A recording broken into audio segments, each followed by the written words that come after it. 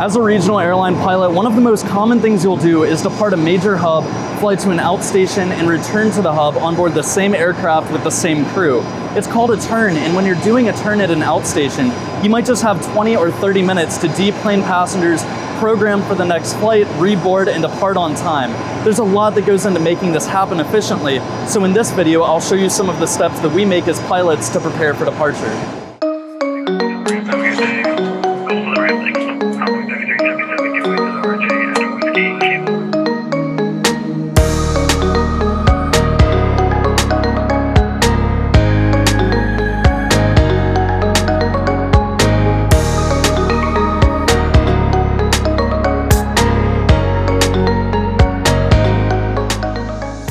Once we've arrived at our gate and the parking brake is set, we're oftentimes already programming the next departure, sometimes even before the first passenger steps off the airplane.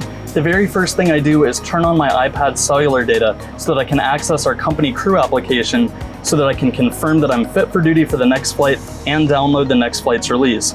As passengers are deplaning, I set up the Unilink pre-flight page with our flight information, set flight numbers into the clock and transponder, print updated weather for departure and arrival, test the TCAS and trim systems, and set the next airport's elevation into the pressurization control panel.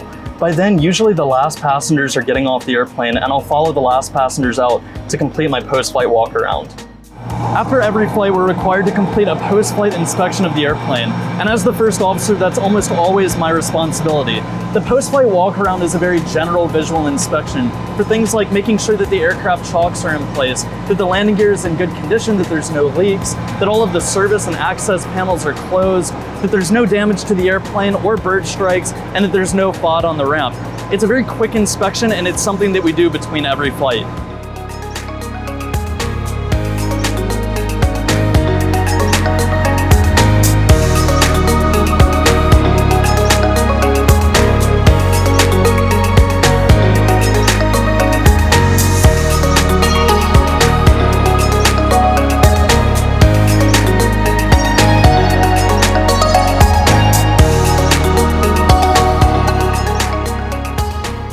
Once I'm back in the airplane, nothing slows down and there's still plenty left to program.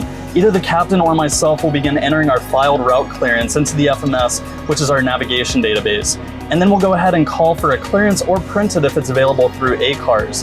We'll set our initial altitude per the departure procedure for that airport, and then we review all of those waypoints. We also have to go ahead and send our fuel load to our dispatcher and begin printing initial takeoff performance data.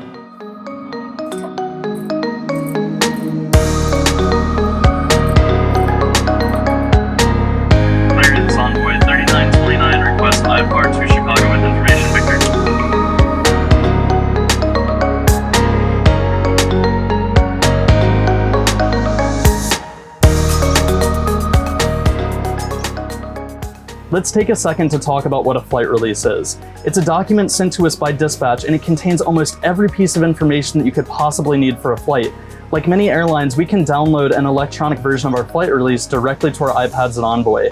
Now, sometimes on rare occasions, we do use the traditional flight release, which is 15 plus pages of paper.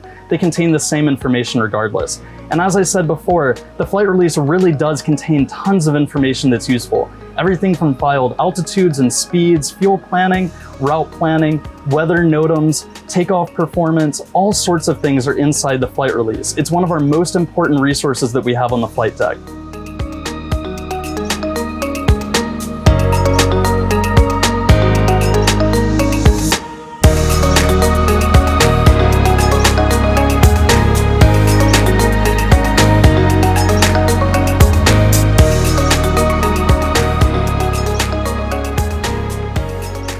While the responsibility for programming a new departure is shared by the captain and first officer, the captain's main role is reviewing paperwork. She or he is the final authority for the airplane, so making sure that maintenance logs look good, that weather is legal for departure, and that the route is programmed correctly are some of the biggest responsibilities that they have. Sometimes if gate agents face issues during boarding, their first stop might be the captain for an answer on how to continue. And when something like that happens, the best thing that you can do as a first officer is continue programming the departure to keep things moving, so that when the captain calls for a before start checklist, everything is programmed and ready to go.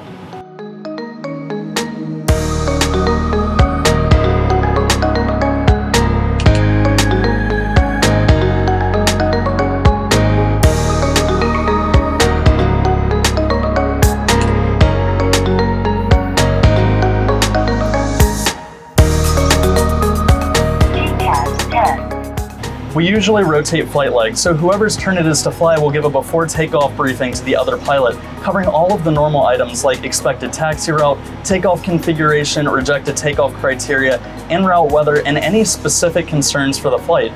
The last step is the captain calling for the before start checklist, which we use to verify that we've done all of our pre-departure programming correctly.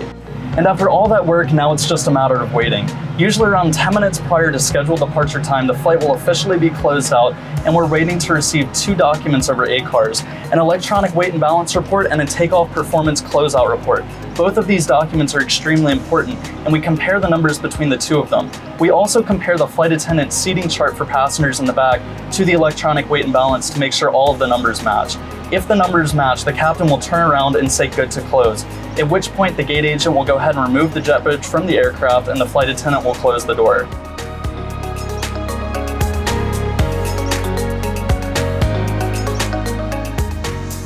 Weather delays, maintenance write-ups, aircraft swaps, crew swaps, and gate changes can all slow down the process of turning an airplane on time.